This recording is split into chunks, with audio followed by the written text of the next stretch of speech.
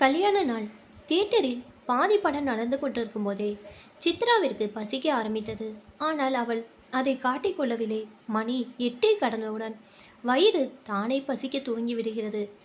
9 மணிக்குள் இரவு உணவை சாப்பிட்டு முடித்து விடுவதுதான் அவளது வழக்கம். ஆனால் சினிமாவிற்கு போகும் நாட்களில் என்ன செய்வது? இடைவேளையின் போது பாப்கார்ன் சாப்பிட்டார்கள். ஆனாலும் பசி அடங்கவில்லை. திரையில் ஓடும் காட்சிகளில் அவளது மனம் கூடவில்லை. எப்போது வீட்டுக்கு போவோம் என்று இருந்தது. அருகில் அமர்ந்து படம் பார்த்து கொண்டிருந்த கார்த்திக் தன்னை மறந்து படம் பார்த்து கொண்டிருந்தான். வலது பக்கம் அமர்ந்திருந்த அவளது 8 வயது மகள் பிரியாவிடம் பசிக்கிறதா என்று மெதுவான குரலில் கேட்டாள். ஆமாம் என்று அவள் தலையாட்டினாள். பிரியா பெரும்பான்மை நாட்கள் 9 மணிக்கெல்லாம் தூங்கி விடுவாள். இருவர் மட்டும் எழுந்து வெளியே போய் ஏதாவது சாப்பிட்டு வரலாமா என்று நினைத்தாள். ஆனால் கார்த்திக் கோவித்துக் கொள்வான். படம் விட்டதோ வெளியே போய் சாப்பிடலாம் என்று சொல்லியிருந்தான். இன்னும் படம் எவ்வளோ நேரம் ஓடும் என்று தெரியவில்லை. பசியை அடக்கி கொண்டு காத்திருக்க வேண்டியதான். திரையை பார்க்க பிடிக்காமல் செல்போனில் வந்திருந்த வாட்ஸ்அப் செய்திகளை பார்த்து கொண்டிருந்தான். அன்றைக்கு அவர்களின் திருமண நாள். 10வது திருமண நாளை கொண்டாடுகிறார்கள். சித்ரா அலுவலகத்திற்கு லீவு போட்டிருந்தாள். ஆனால் கார்த்திக் அலுவலகம் போய்விட்டு மாலை வந்து விடுவதாக சொல்லியிருந்தான். அவர்களுக்கு திருமண நாளை எப்படி கொண்டாடுவது என தெரியவில்லை. புத்தாடைகள் அணிந்து கொண்டு கோவிலுக்கு போவது, அப்புறம் சினிமா, இரவு ஏதாவது ஒரு நான்வெஜ் ஹோட்டல், இப்படிதான் இத்தனை ஆண்டுகளாக கொண்டாடி வருகிறார்கள். அது சித்ராவிற்கு சலிப்பை ஏற்படுத்தியிருந்தது. நாம சந்தோஷத்தை உருவாக்கி கொள்ள முடியவில்லை. யாராவது எதிர்பாராத மகிழ்ச்சி ஏற்படுத்துவார்களா என்றாலும் நடப்பதில்லை. பிறந்த நாளை எப்படி கொண்டாடினார்களோ அதுபோலவே தான் திருமண நாளையும் கொண்டாடுகிறோம். இதில் என்ன வேறுபாடு? சில ஆண்டுகள் நண்பர்களை அழைத்து சிறிய விருந்து வைத்து பிறந்த நாளை கொண்டாடியிருக்கிறார்கள். ஆனால் அந்த சந்திப்பு உண்மையாக இல்லை. பொய்யாக சிரித்து கொண்டு போலியாக நடித்து கொண்டு பேசும் விருந்தினர்களின் சந்திப்பாக மாறியது. அதைவிடவும் சிலரை வேண்டுமென்றே தவிர்த்து விட்டோம் என்ற குற்றச்சாட்டு, வந்தவர்களில் சிலருக்கு சாப்பாடு பிடிக்கவில்லை என்ற குற்றச்சாட்டு என தேவையில்லாத பிரச்சனைகள் உருவாகவே அதையும் தவிர்த்து விட்டார்கள். 9வது திருமண நாள் கொண்டாட்டத்திற்கும் 10வது திருமண நாள் கொண்டாட்டத்திற்கும் ஒரு வேறுபாடும் இல்லை. ஆனாலும் அதை மகிழ்ச்சியோடு அனுபவிப்பது போல காட்டிக்கொள்ள வேண்டியிருக்கிறது.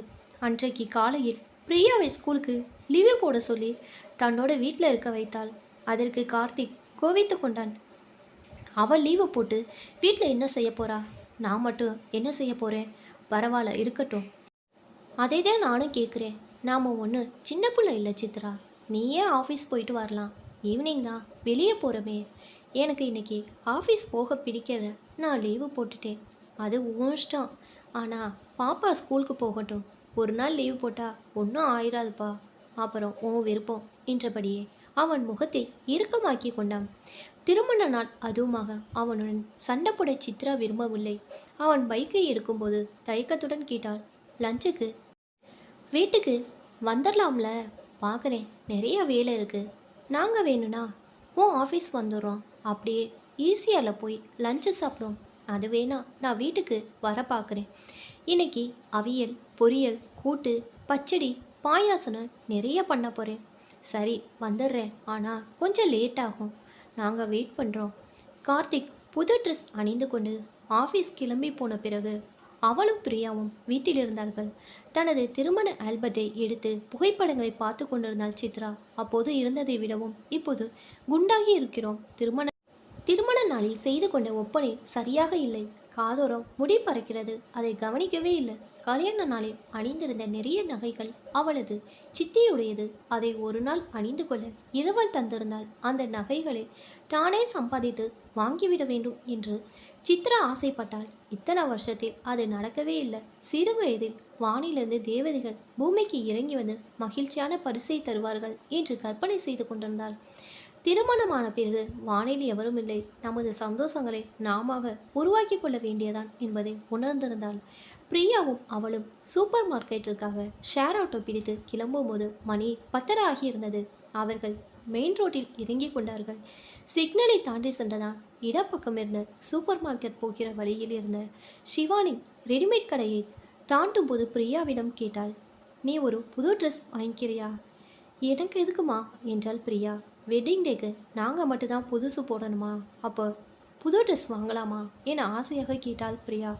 இருவரும் ரெடிமேட் கடைக்குள் நுழைந்தார்கள். பிரியாவிற்காக புதிய ஆடைகளை தேர்வு செய்வதற்குள் தனக்கு ஏதாவது புதிய புடவை கிடைக்கிறதா என்றும் சித்ரா தேடினாள். அவளுக்கு பிடித்தமான மயில் கழுத்து கரையில் ஒரு புடவை கிடைத்தது. வாங்கிக் கொள்ளலாமா என்று தயக்கமாக இருந்தது. வாங்கிக்கம்மா, அப்பா ஒன்றும் சொல்ல மாட்டார் என்றார் பிரியா.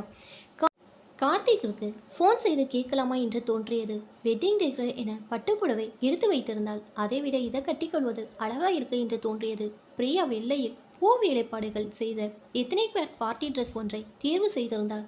சிறு வயதில் இப்படியெல்லாம் உடை அணிந்து கொள்ள வேண்டும் என்று சித்ரா ஆசைப்பட்டிருக்காள். ஆனால் அவளது அப்பா வாங்கி தரவே இல்லை. பொம்பளை பிள்ளை வெள்ளை ட்ரெஸ் போடக்கூடாது என்று அப்பா கண்டிப்புடன் சொல்லிவிடுவார். ஆனால் எத்தனை பேர் பார்ட்டி ட்ரெஸ் அத்தனை அழகாக இருந்தது. அதன் விலையை பார்த்தபோது 8300 ரூபாய் என்றிருந்தது. நிச்சய கார்த்திக் கோவித்துக் கொள்வான். ஆனாலும் பிரியா ஆசைப்படுகிறாள். பிரியா ஏக்கத்துடன் அம்மாவை பார்த்து கொண்டிருந்தாள். வாங்கிக்கோ என்றாள் சித்ரா. இருவரும் ஆளுக்கு ஒரு புது ஆடை வாங்கி கொண்டு கடையை விட்டு வெளியே வந்தபோது அத்தனை சந்தோஷமாக இருந்தது. இப்படி யாராவது நம்மை அழைத்து கொண்டு போய் வேண்டியதை வாங்கிக் கொள்ளுங்கள் என்று சொல்ல மாட்டார்களா என்று மனதுக்குள் ஏக்கமாகவும் இருந்தது. சூப்பர் மார்க்கெட்டில் பிரியா அப்பா அம்மாவிற்கு ரகசியமாக கொடுப்பதற்காக ஒரு சாக்லேட் பார் வாங்கி வைத்து கொண்டாள். பை நிறைய பொருட்களுடன் அவர்கள் வீடு திரும்பி வரும்போது டெய்லர் கடையை ஒட்டிய ஐஸ்கிரீம் ஷாப்பில் பாதாம் ஐஸ்கிரீம் சாப்பிட்டார்கள். பிரியா மிகவும் சந்தோஷமாக இருந்தாள். வீடு வந்து சேர்ந்தவுடன் சித்ரா தன்னை அறியாமல் ஒரு இனிய மனது இசையை அணைத்து செல்லும் என்று அவளுக்கு பிடித்த சினிமா பாடலை முணுமுணுத்தாள். அந்த பாட்டினை பிரியா ரசித்தபடியே சொன்னாள். உங்கள் வெட்டிங் டே அன்னைக்கு யாராவது பாட்டு பாடினாங்களாமா? இல்லையே, சினிமாவில் மட்டும் பொண்ணு மாப்பிள்ளையை சுற்றி பாடுறாங்க. அது சினிமா கல்யாணம், இது நிஜ கல்யாணம். நிஜ கல்யாணத்தில் ஏன் பாட மாட்டாங்க? ஆமாம், ஏன் பாடக்கூடாது? ஆனால் யாருக்கு பாட தெரியும் என்று மனதுக்குள் தோன்றியது. சமையல் செய்ய நேரமாகிவிட்டது என்பதால் அவசரமாக அவள் சமையல் வேலை துவங்கினாள். இதற்குள் பிரியா தனது புது ட்ரெஸ்ஸை போட்டு கொண்டு வந்து அவளிடம் காட்டினாள். அத்தனை அழகாக இருந்தது. தான் சிறு வயதில் இப்படித்தானே இருந்தோம் என்ற நினைப்புடன் மகளை இழுத்து அனைத்து தலையை தடவி கொடுத்தாள். நான் அழகா இருக்கிறேனாமா என்று கேட்டாள் பிரியா. ரொம்ப அழகா இருக்க. எங்கள் கிளாஸில் ரீமா தான் ரொம்ப அழகு. ஸ்கின்னெல்லாம் எப்படி ஜொலிக்கி தெரியுமா? அது நேச்சுரல் இல்லை பாப்பா, உன் ஸ்கின் தான் நேச்சுரல் என்றார் சித்ரா. அப்படி சொல்லிதான் ஆறுதல் பட்டு கொள்ள வேண்டும். பிரியா தனது உடையை தானே ரசித்தபடியே அம்மா ஃபோனில் புகைப்படம் எடுத்துக்கொண்டாள். பிறகு தயக்கத்துடன் கேட்டாள், இந்த ஃபோட்டோவை டேடிக்கு அனுப்பவா? வேண்டாம், சர்ப்ரைஸாக இருக்கட்டும் என்றாள் சித்ரா. சமைக்கும்போது அவளை அறியாமல் மனதில் பாட்டு சுரந்தபடியே இருந்தது. இத்தனை சந்தோஷமாக என்றாவது ஒரு நாள் தான் சமைக்க முடியுது. மற்ற நாளில் அது ஒரு வேலை, அதுவும் தவிர்க்க முடியாத வேலை. அன்றைக்கு அவள் நிறைய உணவு வகையில் சமைத்தாள். பாயாசம் தயாரானதும் அவளும் பிரியாவும் ஆளுக்கு ஒரு டம்ளர் குடித்து கொண்டார்கள். டைனிங் டேபிளில் எல்லா உணவினையும் எடுத்துக்கொண்டு போய் வைத்துவிட்டு அவர்கள் கார்த்திக் வருவதற்காக காத்திருந்தார்கள். புது சேலையை இப்போதே கட்டி பார்த்து விடலாம் என்று நினைத்த சித்ரா படுக்கை அறைக்கு சென்று மயில் கழுத்து நீளத்தில் உள்ள சேலையை கட்டி கொண்டு வெளியே வந்தபோது பிரியா வியப்புடன் அவளை பார்த்தபடியே சொன்னா, சூப்பரா இருக்குமா? அம்மா அழகா இருக்கேனா? ரொம்ப அழகா இருக்க என்றபடியே அருகில் வந்து புடவை தொட்டு தடவினாள் பிரியா. அவர்கள் புது ட்ரெஸ் அணிந்து கொண்டு காத்திருந்தார்கள். மணி 2 தாண்டியும் கார்த்திக் வரவில்லை. சித்ரா அவனுக்கு ஃபோன் செய்தால் ஃபோன் எடுக்கவில்லை. அவர்களால் பசியை பொறுக்க முடியவில்லை. சாப்பிட்டு விடலாமா என்று கூட நினைத்தார்கள். 2:30 மணிக்கு கார்த்திக் வந்தபோது அவள் கோபத்தை காட்டிக்கொள்ளவில்லை. சாரி சித்ரா, ஆஃபீஸில் ஃப்ரெண்ட்ஸ் எல்லாம் சேர்ந்து ட்ரீட் கொடுக்க சொல்லிட்டாங்க. புகாரி போயிட்டோம். பரவாயில்ல, அதை ஃபோன் பண்ணி சொல்லியிருக்கலாம்ல. நான் பிரியாணி கொஞ்சம் தான் சாப்பிட்டேன், வீட்டில் சாப்பிட்லான்னு என்று பொய்யான புன்னகையுடன் சொன்னான். அவர்கள் ஒன்றாக சாப்பிட்டார்கள். விதவிதமான உணவு வகைகளை பற்றி அவன் எதுவும் சொல்லவில்லை. நீண்ட நேரம் பசித்து சாப்பிட்ட காரணத்தால் அவளுக்கும் சாப்பிட பிடிக்கவில்லை. பாயாசத்தை கண்ணாடி கிண்ணம் ஒன்றில் எடுத்துக்கொண்டு டிவி முன்பாக போய் உட்கார்ந்தபடியே கார்த்திக் கேட்டான், பாப்பா புது ட்ரெஸ் போட்டிருக்க, இது எப்போ வாங்கினது? மார்னிங் தான் நானும் அம்மாவும் வாங்கினோம். அம்மா கட்டியிருக்கதும் புது சீலை தான் என்றாள் பிரியா. ஏன் பாப்பா ஒயிட் ட்ரெஸ் வாங்கியிருக்க? இது உடனே அழுக்காயிடும். தன் அப்பா பேசுவது போலவே அவளுக்கு கேட்டது. ஆத்திரத்தை மறைத்து கொண்டு சொன்னாள், அழுக்கானா? துவச்சிக்கிடலாம். உனக்கு எதுக்கு புது ட்ரெஸ்? அதான் பட்டுப்புடவை வாங்கியிருக்கிறியே என்றான் கார்த்திக். இந்த கலை என்கிட்ட இல்லை என்றால் நல்ல வேலையாக அவன் பிரியா ட்ரெஸ் எவ்வளோ விலை என்று கேட்கவில்லை. நான் திரும்ப ஆஃபீஸ் போகணும். நீங்கள் 6 மணிக்கு நேராக ஷாப்பிங் மால் வந்துடுங்க. அப்போ கோயில் அது இன்னொரு நாள் போகலாம். இன்னைக்கு நேரம் இல்லை. அலுவலகத்திலிருந்து ஃபோன் வந்தவுடன் கார்த்திக் கிளம்பினான். அணிந்திருந்த புது ட்ரெஸ் கழற்றி வைத்துவிட்டு இருவரும் மாற்று உடைகளை அணிந்து கொண்டார்கள். பிரியா டிவி பார்த்து கொண்டிருந்தாள். சித்ரா படுக்கை அறைக்கு சென்று உறங்கிவிட்டாள். மாலை 5 மணிக்கு தான் எழுந்து கொண்டாள்.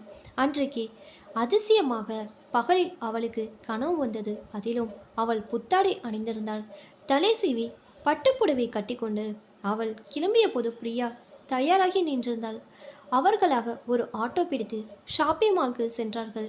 ஷாப்பிங் மாலில் அதிக கூட்டமில்லை. ஒவ்வொரு கடையாக வேடிக்கை பார்த்தபடி எக்ஸலேட்டரில் ஏறி திரையரங்கு இருந்த 4வது தளத்தை அடைந்தார்கள். கார்த்திக் வரும் வரை அங்கே காத்திருந்தார்கள். அவர்களைப் போல அன்று திருமண நாளை கொண்டாடும் யாராவது வருவார்களா என்று மனதுக்குள் ஆசையாக இருந்தது.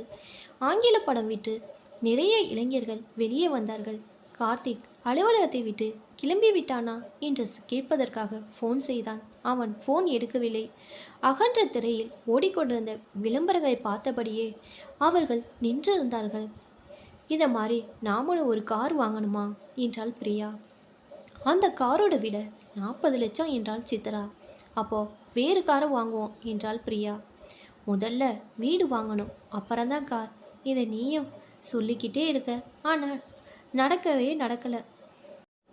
வீடு வாங்கணும்னா மினிமம் 60-70 லட்சம் வேணும் என்று பெருமூச்சுடன் சொன்னார். சித்ரா இளசிவப்பில் லெனின் சட்டை அணிந்த ஒரு இளைஞன் தன்னையே பார்த்து கொண்டிருப்பதை சித்ரா உணர்ந்தாள். தன்னை அவன் ரசிக்கிறான் என்றே தோன்றியது. நல்ல வேளை அதை பிரியா கவனிக்கவில்லை. அந்த இளைஞனை தேடி ஜீன்ஸ் பிளாக் டாப் அணிந்த ஒரு இளம்பெண் வந்தாள். இருவரும் கை கோர்த்தபடியே 4வது திரை அரங்கினுள் நுழைந்தார்கள். இப்படி புது இடத்தில் இதுவரை அவள் கார்த்திக்கோடு கை கோர்த்து நடந்ததில்லை. இதெல்லாம் ஒரு ஆசையா என்று தோன்றியது.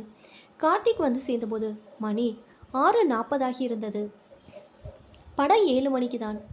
அப்போது லேட்டாக வந்திருப்போம்ல, நான் கவனிக்கலை. உள்ளே வரும்போது தான் பார்த்தேன். அவர்கள் சினிமா தியேட்டர் உள்ளே நுழைந்தார்கள். கார்த்திக் ஃபோனில் யாரினோ பேசிக்கொண்டே நடந்து வந்தான். படம் முடிந்து வெளியே வந்தபோது 10 மணியாகி இருந்தது. 2nd ஃப்ளோரில் ஒரு ஹோட்டல் இருக்குது, அங்கேயே சாப்பிட்லாம் என்றாள் சித்ரா. அது காசு பிடுங்குற ஹோட்டல். சிக்கன் சூப் 400 ரூபா, தெண்டம். சாப்பாடும் நல்லா இருக்காது. நாம் புதுசாக திறந்துருக்க ரெட் சில்லிஸ் போவோம். அது எங்கே இருக்குது? மேப் போட்டு பார்த்துக்கிடுவோம். இப்போவே மணி 10 என்றாள் சித்ரா. பக்கத்தில் தான் இருக்குது, போயிடலாம் என்றான் கார்த்திக். அவர்கள் பைக்கில் கிளம்பினார்கள். மேப்பில் காட்டிய இடத்தில் ஹோட்டல் இல்லை. சுற்றி அலைந்து 2 தெருவின் பின்னால் இருந்த ஹோட்டலை கண்டுபிடித்தார்கள். சிறிய இடம், அதிக கூட்டம் இருந்தது.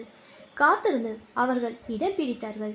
பிரியா அசதியான முகத்துடன் தூக்கம் வருதுமா என்றால், உனக்கு பிடிச்ச வீச்சு பரோட்டா சாப்பிடு என்றான் கார்த்திக். பிரியா தலையாட்டி கொண்டாள். அவர்கள் ஆர்டர் செய்த உணவை தயார் செய்து கொண்டு வருவதற்கு 1/2 மணி நேரம் ஆகியது. உணவில் ஒரே காரம். அவளால் சாப்பிட முடியவில்லை. கார்த்திக் கொத்து பரோட்டாவை ருசித்து சாப்பிட்டான். பிரியா தூக்க கலக்கத்தில் பரோட்டாவை குறித்தாள். மீதமான உணவை பார்சல் பண்ணி வாங்கி கொண்டு அவர்கள் வீடு நோக்கி கிளம்பும்போது 11 மணியை தாண்டி இருந்தது. அவர்கள் குடியிருந்த வீடு ஜாபர்கான் பேட்டையில் இருந்தது. வழியில் நிறைய தெரு நாய்கள். அடுக்குமாடி குடியிருப்பில் குடியிருக்க கார்த்திக்கு விருப்பமில்லை. உள்ளோடி இருந்தாலும் அங்கேதான் தனி வீடு வாடகைக்கு கிடைத்தது. கூவத்தை ஒட்டி செல்லும் பாதையது. நிறைய கொசுக்கள். அவர்கள் குடியிருந்தது 2 படுக்கைகள் உள்ள வீடு. அந்த வீதியில் இருந்த எவருடனும் பேச மாட்டார்கள். அந்த வீதியில் இருந்த எவருடனும் அவர்களுக்கு பழக்கம் இல்லை. பைக் இருப்பதால் தேவையானதை மெயின் ரோட்டில் போய் வாங்கி கொள்ளலாம். நிறைய ஷேர் ஆட்டோ உள்ளது. சித்ரா தினமும் ஷேர் ஆட்டோவில் தான் அலுவலகம் போய் வந்தாள். திரும்பி வர லேட்டாகும் என்று அவள் முன் யோசனையாக வெளியே இருந்த லைட்டை போட்டு வந்திருந்தாள். அந்த வெளிச்சம் தெருவில் நுழையும் போதே தனியே தெரிந்தது. பைக்கை நிறுத்திவிட்டு கார்த்திக் முன்கேட்டு தள்ளியபடி சாவியை கொடு என்றான். அவள் தனது ஹேண்ட்பேக்கினுள் கையை விட்டு தேடினாள். சாவி அகப்படவில்லை. சாவி எங்கே என்று எரிச்சலுடன் கேட்டான். ஹேண்ட்பேக்கை முழுவதும் திறந்து தேடினாள். சாவியை காணவில்லை. சைடு ஜிப், உள் ஜிப் என தேடினாள். எங்கும் சாவி இல்லை. சாவியை காணோம் என்று தயங்கியபடியே சொன்னாள். இன்டர்வரில் நீ தானே பாப்கார்ன் வாங்கின, அப்போது ஹேண்ட்பேக்கில் இருந்து தானே பணம் எடுத்திருப்ப, அது சைடு ஜிப்பில் பணம் வச்சிருந்தேன் என்றாள். அப்போது சாவி எங்கே? தெரியலை என்று தலை குனிந்தபடியே சொன்னாள். சினிமா தேட்டரில் விழுந்திருக்குமா என்று கோபத்துடன் கேட்டான் கார்த்திக். இருக்கலாம் என்று தலையாட்டினாள். நான் போய் பார்த்துட்டு வரேன், நீங்கள் வெயிட் பண்ணுங்க என்று அவளை முறைத்தபடியே சொன்னான். நீ சாவியை எடுக்கவே இல்லைம்மா, சாவி கீ ஸ்டாண்டில் இருந்ததை பார்த்தேன் என்றாள் பிரியா. அப்போவே சொல்ல வேண்டியதானே என பிரியாவை கோவித்தாள் சித்ரா. நீ கிளம்பும்போது எடுத்துக்கிடுவேன்னு நினச்சேன் என்றாள் பிரியா. சாவியை வெளியே எடுக்காம கதவை பூட்டியிருக்கிறோம் என்பது சித்ராவிற்கு உறைந்தது. அந்த பூட்டிற்கு சிறிய சாவி தரப்பட்டு இருந்தது. அது நவீனமான பூட்டு, பழைய காலத்து சாவிகளைப் போல பெரியதாக இருந்தால் மறக்கவே மறக்காது. அம்மா தன் இடுப்பில் வீட்டு சாவியை சொருகி இருப்பாள். இந்த பூட்டுக்கு வீடு சாவி கிடையாது. கார்த்திக் இன்னொரு சாவி வைத்திருந்தான். அதை அலுவலகத்தில் தொலைத்து விட்டான். வீட்டு சாவி உள்ளதான் இருக்கு என்று மெதுவான குரலில் சொன்னாள் சித்ரா.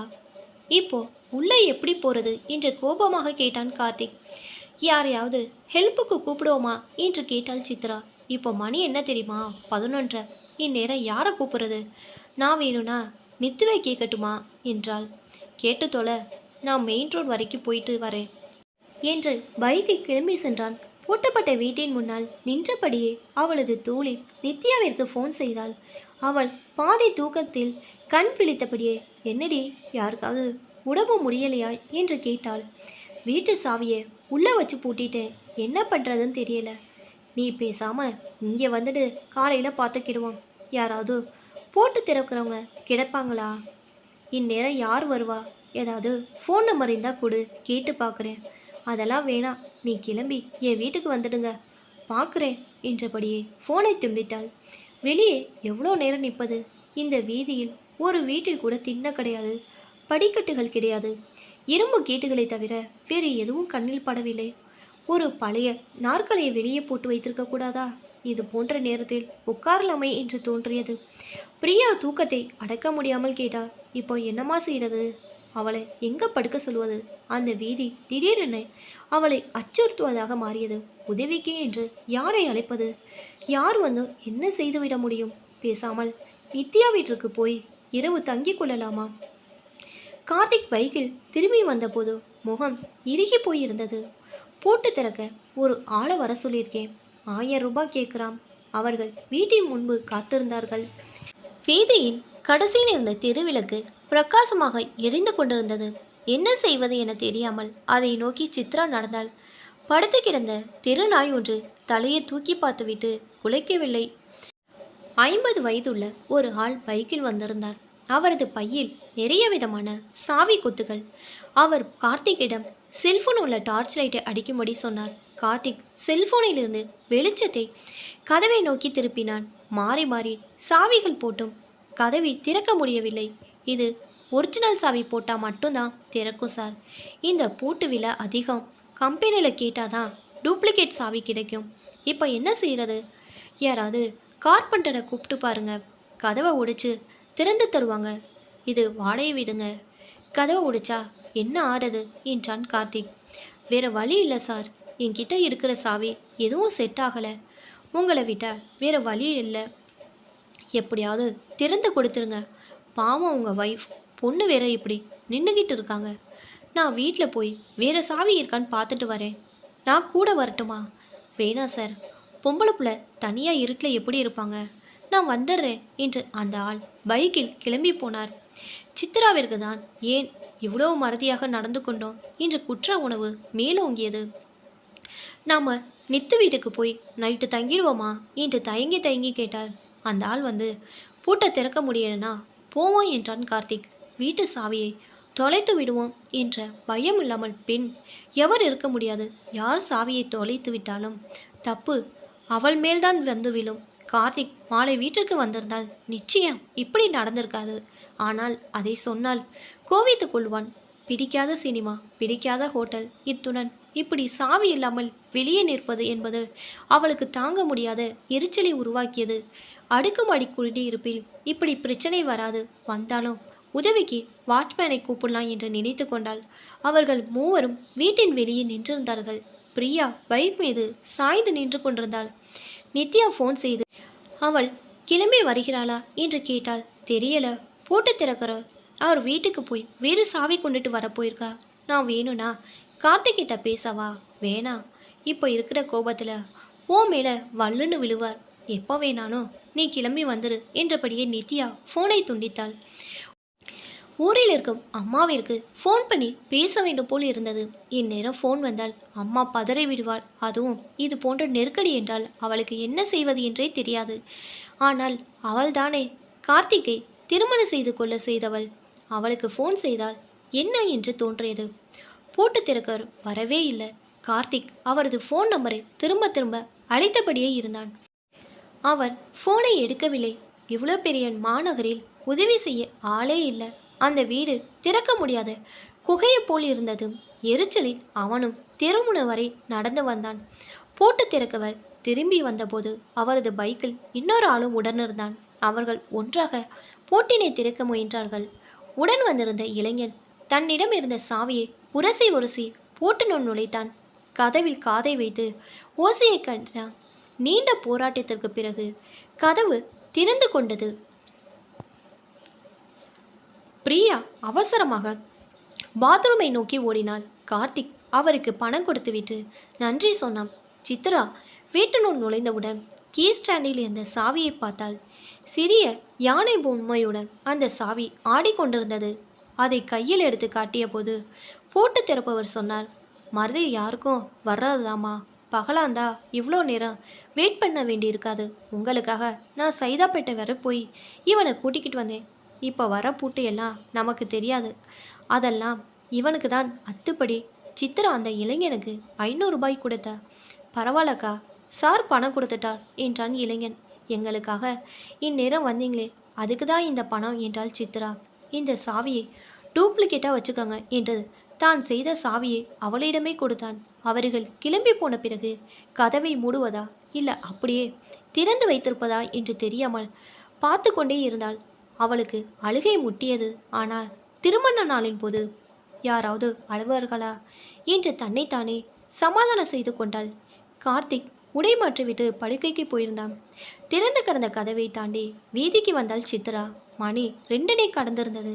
இந்த நேரத்தில் ஒரு நாளும் தெருவினை கண்டதில்லை. அலாத்தியான தெருவிளக்கின் ஒளியும் அடைத்து சாத்திய வீடுகளின் அமைதியும் விருந்த அந்த தெரு ஏதோ ஓவியம் ஒன்றிருந்தது. உயிர் பெற்று வந்துவிட்டது போல் இருந்தது. ஹோட்டலில் சரியாக சாப்பிடாமல் வந்ததால் பசி எடுப்பதாக தோன்றியது. ஃப்ரிட்ஜிலிருந்து தோசை மாவு எடுத்து தோசை சுட்டு சாப்பிடலாமா என்று நினைத்தாள். பின்பு தன்னைத்தானே தண்டித்து கொள்ள சாப்பிடாமல் விட வேண்டியதான் என்று அவளுக்கு தோன்றியது. அதுவரை நடந்த களைப்பறை யாவரையும் மறந்து அவள் கதவை பூட்டினாள். இன்னும் 4 மணி நேரத்தில் மறுநாள் துவங்கிவிடும். சமைக்க வேண்டும். பிரியாவை பள்ளிக்கு அனுப்பிவிட்டு ஆஃபீஸிற்கு கிளம்பி ஓட வேண்டும் என்பது ஆயாசமாக இருந்தது. திருமண நாளும் அதுவுமாக அவர்கள் ஜோடியாக புத்தாடையில் ஒரு ஃபோட்டோ எடுத்துக்கொள்ளவில்லையே என்று படுக்கைக்கு போன போது தோன்றியது. அது மட்டும்தான் குறைச்சல் என்று தனக்குத்தானே சொல்லி கொண்டாள்.